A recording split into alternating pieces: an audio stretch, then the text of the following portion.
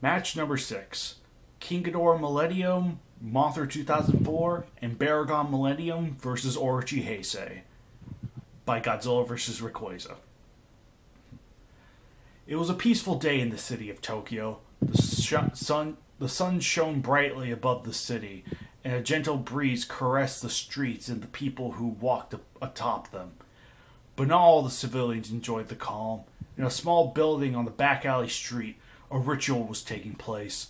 Men and women covered head to toe in long flowing red robes danced and chanted in a circle around a mysterious amulet.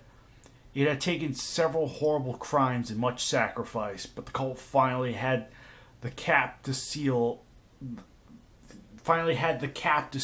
of an unholy being. If I could read. It was a dimly lit room, only a few candles providing sight to the fanatics. But as they chant and sung, the amulet began to glow as well. Soon they all stopped, and an elderly and decrepit man walked forward in a robe of brighter crimson than the rest.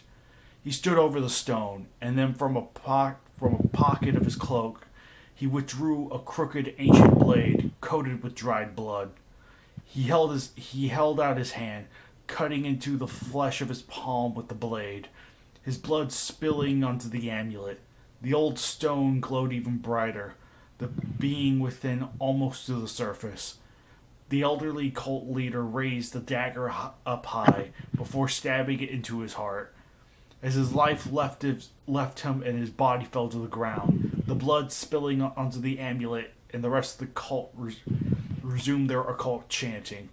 Cracks appeared on the amulet, growing as the blood spilled from the cult leader and the cult chanted, and then it shattered. Orochi's colossal body manifested in full, shattering the building he had been in like glass, as well as destroying several nearby buildings. He took a moment to observe his surroundings, his 16 eyes taking in this new world. The next moment, streams of unholy fire spewed from his maws, melting nearby buildings into slag. People ran away, screaming in terror as the ancient dragon trampled through the city and crushed all in his way. Red bolts of power left his eyes, striking and destroying buildings. Orochi breathed fire into the streets, melting the asphalt and burning the civilians to ash. Only a few short minutes, smoke blanketed the city skies, and the death toll had reached into the tens of thousands. Tanks and jet fighters attacked Orochi, but their feeble efforts were easily crushed. As Orochi melted Tokyo Tower, he had felt something bite into his tail. Before he could flick his tail to the side, the feeling went away. The ancient dragon crashed through what was left of the tower when he felt something bite him again. Immediately, he flicked his tail upward, sending Baragon flying over Orochi's 8 heads. That's an amusing image. Baragon. Wow, he came out of nowhere. Yeah! I can just imagine Baragon just like flying over Orochi and landing in front of him. That just looks funny to me. Baragon slammed into the ground, kicking dirt and dust up into the air. Baragon fired his heat ray at the Crimson Dragon, but knocked to the ground by a quick burst of ruby lightning. Failing to notice the glowing powder beginning to surround his center heads, Orochi breathed out fire from his two center heads. A little redundant there. The flames struck the golden scales, which immediately caught fire. The Draconic God's center foreheads were doused in massive flames, his cries of pain barely audible over the roar of the inferno. Orochi's other foreheads watched as Mothra hovered in place above Baragon, quickly recognizing Mothra as the source of the explosive powder. Wow, she came out of nowhere too. Yeah, just okay. Orochi's here. Come gather, everyone. The conflagration was scattered by the winds, allowing all 16 malicious eyes to see the Guardians. Before Orochi could attack, 3 of his central necks were latched onto and electrocuted by an unknown source. All of the gods' unaffected necks turned to see Ghidorah. His talons dug into the flesh of Orochi's back as the attacker. As the attacker. Oh, okay. Just turned to see Ghidorah. His talons dug into the flesh of Orochi's back as the attacker. I read that wrong. Like so many other things. Gosh darn it, Kaiju. 5 streams of hellfire struck Ghidorah, burning the dragon and allowing Orochi to fling him forward. Wow, he came out of nowhere as well. Guardian monsters come out of nowhere. Wait a minute, hold on. Is Mothra and Baragon, or are those two Guardians in the story? Because all I see is the Showa skin and the 2004 skin. Once again, the 2004 Mothra. If you look at, gosh, freaking darn it, do I have to point everything out? Well, okay, I'll take the Baragon one back because I see the GMK version, but Mothra's I don't just see 2004. the 2000. Yeah, I don't see the 2001 version for Mothra if they're implying that. Well, the Guardian. No, this is the 2004 version. This was before. Wait, did I say 2001? Yeah, this is the 2004 This was before version. the. No, this was before GMK Mothra was put in the KWCE. Yeah. What the heck? Yeah, this is the 2004 Mothra, the golden circuits and whatnot. That she used that in Final Wars. Remember? Okay, is this the Guardian? Are they trying to do the Guardian Mothra, or is this just the Final Wars Mothra? This is the Final War. Hang on. This is the Final Wars Mothra acting as the Guardian Mothra. This is confusing me even more now.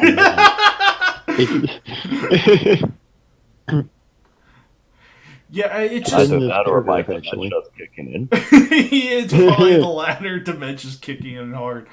2001 Mothra was not available when the KWCE first kicked off. She was a later addition. So when this match was written, 2001 Mothra had not been implemented yet. So. Oh, gee, I wonder whose fault that is. Anyway. Gosh darn it, Titano Goji. That's not his fault. Gosh darn it. Okay, anyway. Mothra and Baragon dodged to the sides as the Guardian Dragon was sent skidding down the street, digging a trench through the road and sending cars and concrete soaring. Orochi recognized the trio as the Yamato Guardians, and he was almost correct.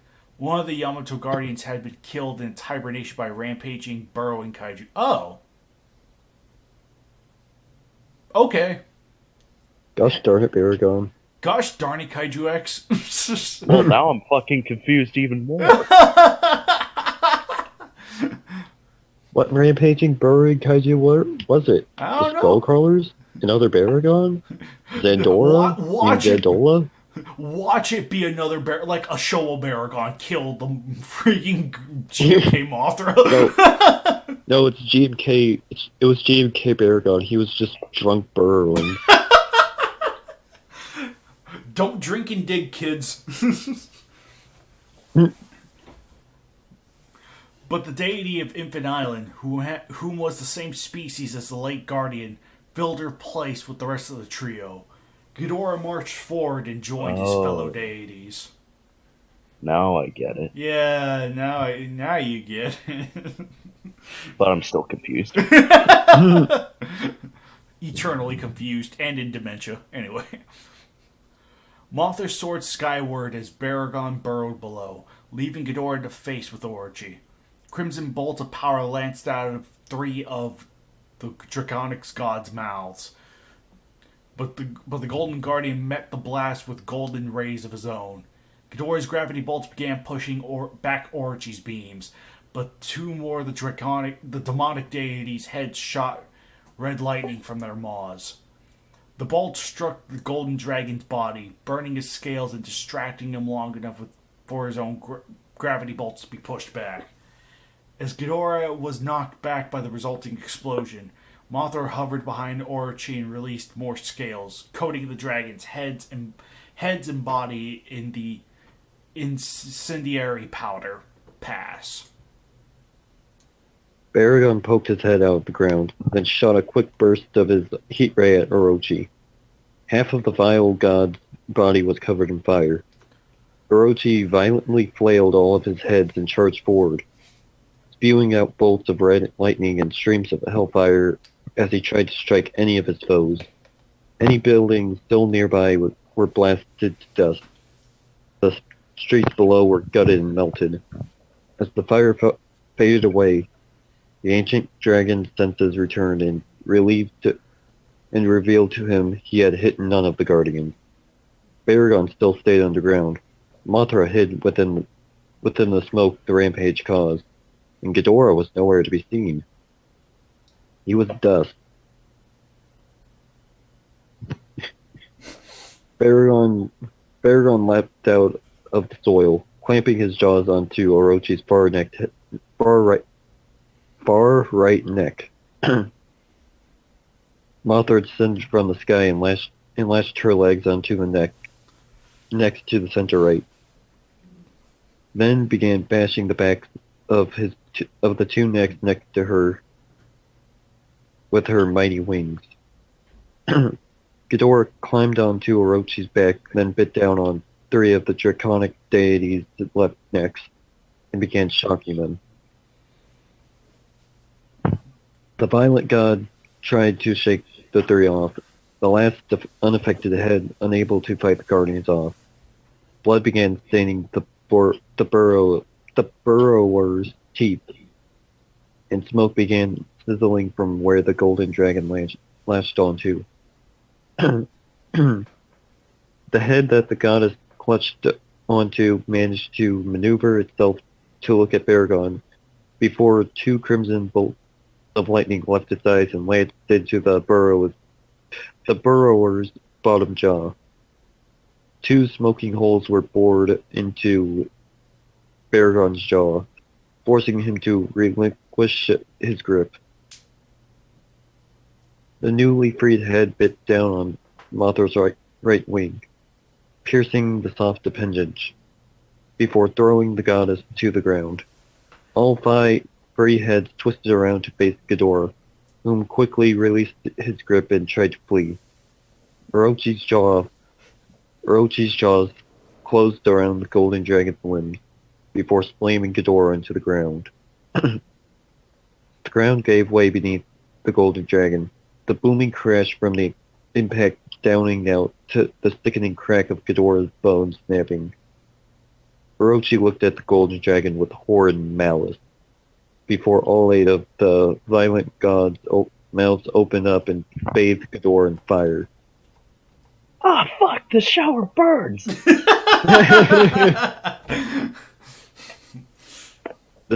That's what happens when you turn the water on too.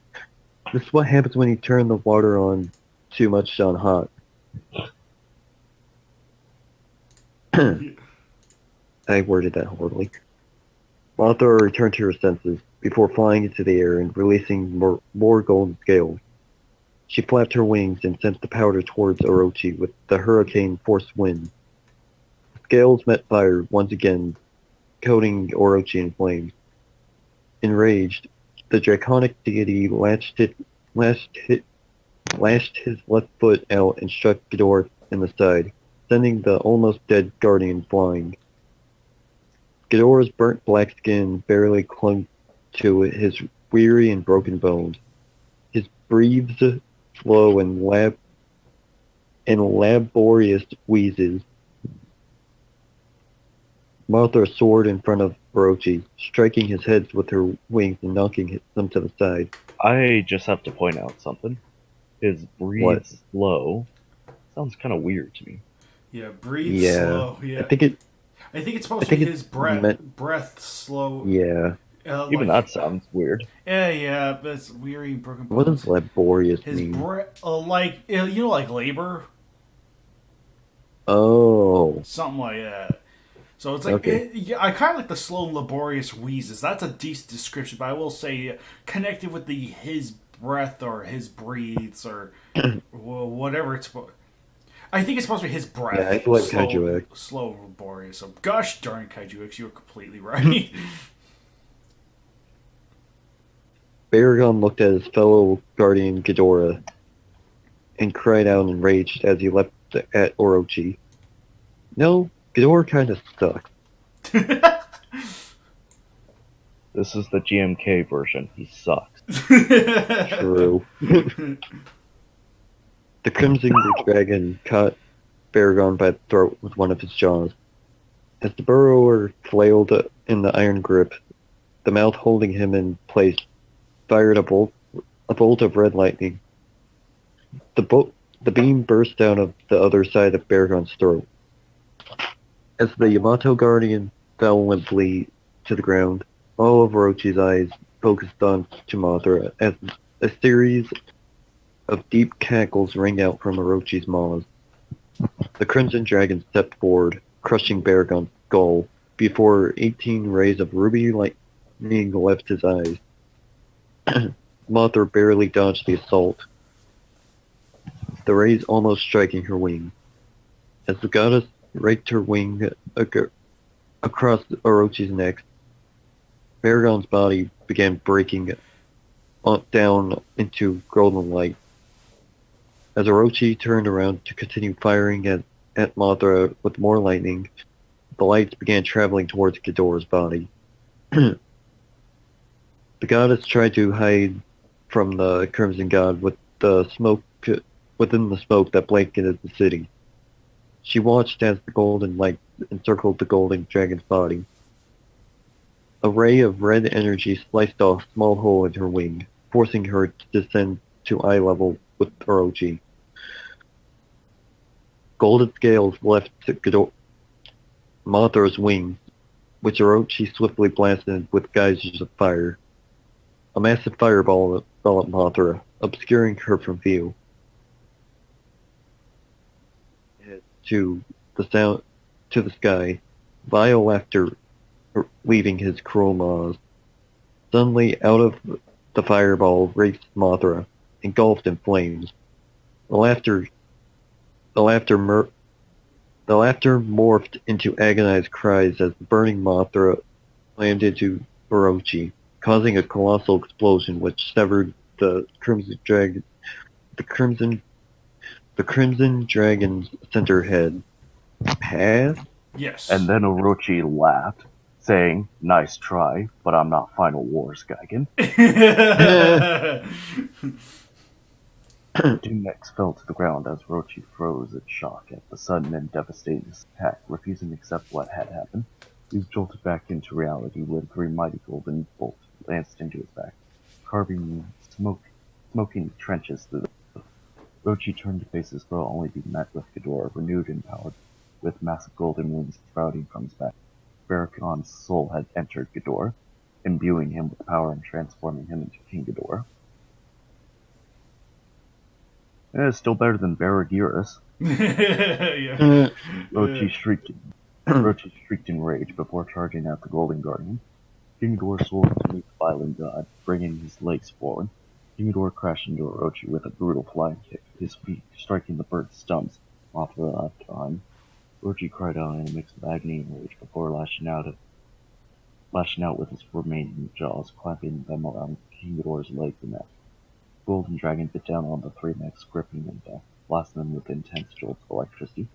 Crimson Dragon released his grip on King Ghidorah, but the Guardian still held on. King Ghidorah's outer heads let go, only to bite down on the neck.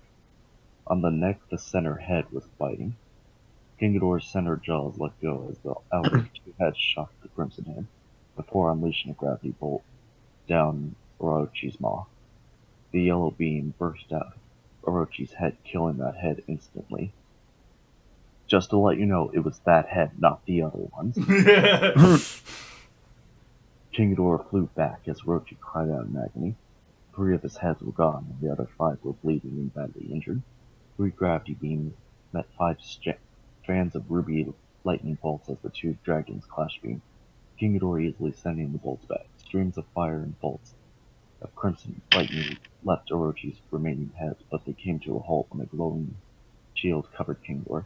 Suddenly the shield left a golden dragon's body in a rocket towards Orochi. The Crimson Dragon's entire body was enveloped in a catastrophic explosion, one which lifts Orochi off his feet and sent it back hundreds of meters, not miles, meters.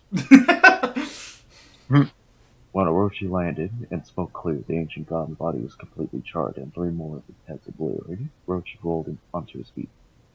Fleeing from the Golden Guardian, King Ghidorah flew after his foe, spewing out gravity bolts which easily pierced his foe's blood scale. Orochi fell to the ground as the golden bolts tore past his flesh, electrocuting his organs and bones. His neck limply hitting the dirt. King Ghidorah landed on the ground before crushing one of the Crimson Dragon's skulls with his foot. A quick burst of his gravity bolts severed the last neck, ending Orochi's reign of terror for good. King Ghidorah hovered above the city, spending a moment mourning for his fallen foes that he barely knew. He took one last look at his deceased foe, before soaring off into the sky, ready to defend the Earth from any dangers that befell it, and then getting instantly killed by GMK Godzilla. Winner GMK Godzilla.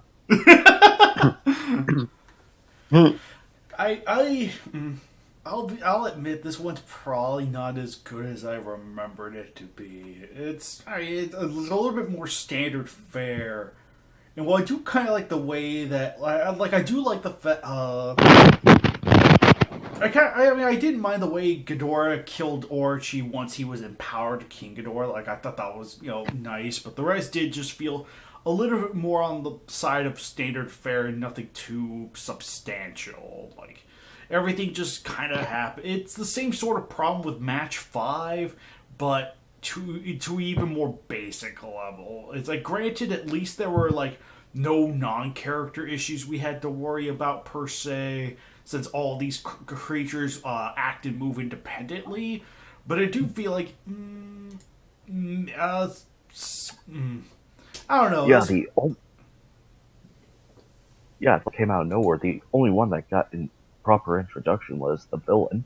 Oh yeah, absolutely. Yeah, the heroes come like straight up out of nowhere, and why? I don't know. I felt like that should have been set up as opposed to all 3 of them come out with like a surprise, like just straight up out of nowhere with no real story. Just the only one that was. I was kind of rooting for Orochi. Right.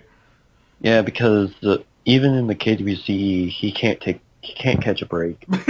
Yeah. But at least Orochi had some kind of setup, like, okay, weird cultists sacrifice themselves to wake him up. Okay, that's fine. But the Guardian monsters, it's not like there was an anti-cult cult that was there to say, wake up the Guardian monsters, they need to be summoned. They just straight up appear. Hell, and there was... They mentioned that the GMK Mothra was killed. Right. Like, that wasn't even an inconvenience to the story. It's like, oh, that one got killed. Oh, here's just another Mothra. Yeah, here's just another Mothra, Yeah. I kind of found that... Yeah, it was a little convenient that there would be another Mothra that would be willing to help the other Guardians. Right. So it is... Yeah, that could have been set up earlier on. Like, the Shobijin...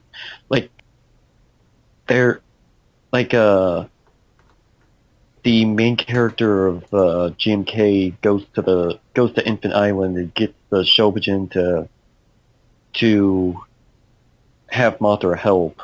Right, something like that. Yeah, totally. Yeah, get the ghost guy, go to Infant Island, it's like, hey, our Guardian's dead, we need your help. Yeah, we need your cannon fodder, Mothra, to get killed. Yeah, pretty much. But it's... this one...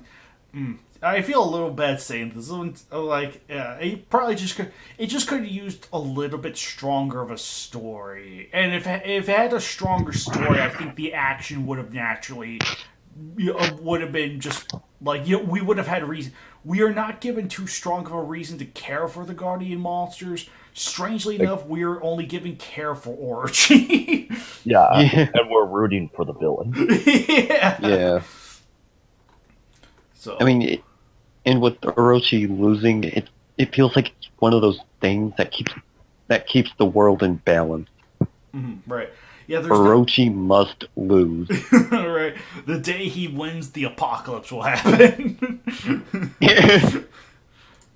But yeah, Hell, and it's also it's like Mothra and Baragon die as soon as they arrive. It's like they die like the final Wars monsters do. It's like, oh, I'm here. Oh, I'm dead now. right. I guess that was my role. Yep. The only one who had any substantial consequence was Baragon's death, was just because, the whole Guardian thing, which empowered Ghidorah.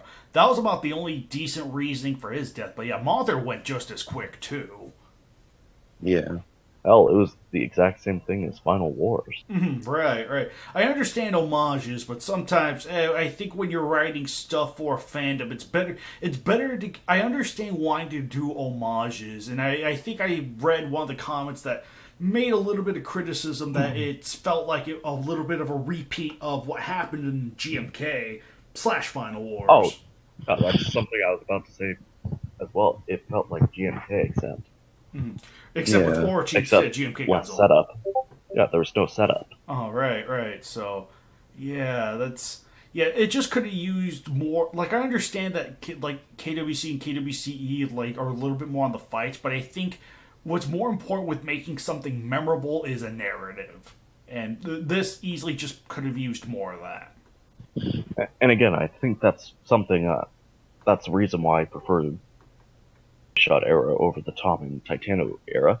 There's more narrative in the matches, more characters, more reason to care. Yep. It's not just two monsters fighting each other for no reason. Oh, right. Because if you want two monsters fighting each other, we've done that well over 100 times already. With some exceptions. Literally. So, or 140 times if you want to be a little bit more precise. Or hell, if you just want monsters fighting each other, be like 88. Give them a reason. Give them character. Yep, absolutely. Yeah, 88 is probably just still one of the finest examples of how to handle just great storytelling overall. So, but yeah, honestly, this one, this one's a little bit more on the lacking end with Gigan with the first two. So, which is rather unfortunate because I think you can do something. I felt like you could have done something a little more here, but as it is, it falls a little bit more into the lesser pile, unfortunately. And looking at the responses, the author of the match said he kind of rushed it. Yeah. And it does kind of feel like that. I don't know why he rushed it. I don't think there was a due date. Was there a due date for this match? No, there wasn't a due date. I was just given it, and we touched it up a pinch. I think there's still some mistakes in there, but touched it up a pinch, and that was it. So, last I recalled, I never announced any sort of specific date, so I don't see that's the thing with the KWCEs. Unless there's a month special, no real need to rush. It's like when it's posted, it's posted. So, So overall, not as. I feel rather bad saying. I'll say this: it's better than match 1 and 2, just for the sake of the beginning with Orochi. I guess, yeah. Like it at least has a setup with Orochi's side of the story. Just wish that the Guardian monsters could have gotten the same treatment. Yeah. And again, I think there's something kind of wrong with your heroes if you're rooting for the villain. Yeah. Right. For as basic as Orochi's setup is, it is a setup, whereas the Guardians just appear straight up out of nowhere. Like, you assume, oh, hey, they're here to save humanity, which, you kind of figured they would, but just could have been handled better. Yeah. Anyway, I think we all said what we wanted to say, right? Yeah, it's just an okay match. Alright. Alright. In the meantime, this was match 6 of the KWCE. And next time, we will see you guys for match 7, Evangelion Unit 01 versus Redman. Until then, folks.